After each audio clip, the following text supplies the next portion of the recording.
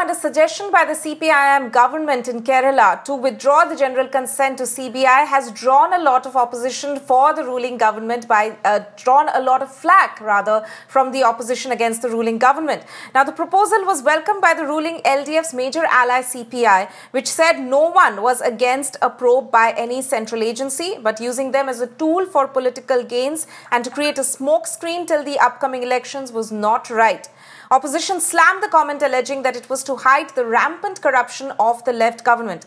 Remember, the governments of Maharashtra, West Bengal, Chhattisgarh and Rajasthan have withdrawn general consent to the CBI, and the consent is akin to a blanket nod for the agency to probe scheduled offences specified in the Delhi Special Police Establishment Act. I'm joined by my colleague Vivek over the phone line on this. Vivek, so it is just at a suggestion stage at this point in time.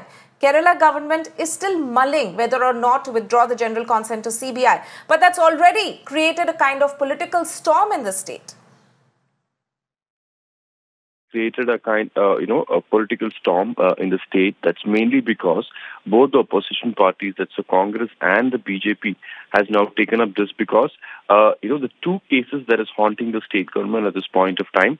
Remember, apart from the gold smuggling case, that, one is the Life Mission scam, which has created a lot of embarrassment for the government. The case is still in the High Court, and also the High Court has still not, rejected the FIR. The FIR still stays. The only thing is the investigation has been stalled, has been stayed for the next 2 months.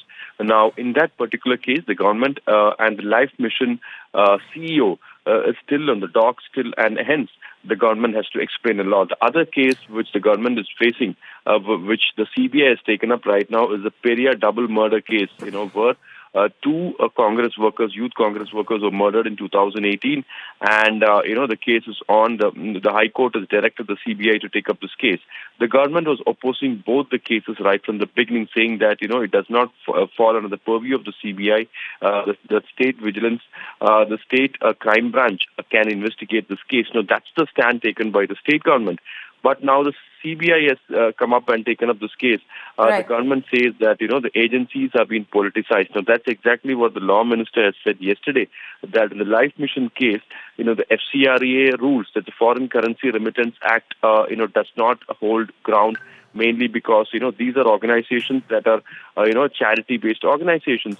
But the CBI has said that, the CBI has all rights to investigate this because there is commission that has been taken by people, who are in the gold smuggling case, especially Swapna Suresh. We know she has taken a commission of 1.5 crores. She has admitted in the court.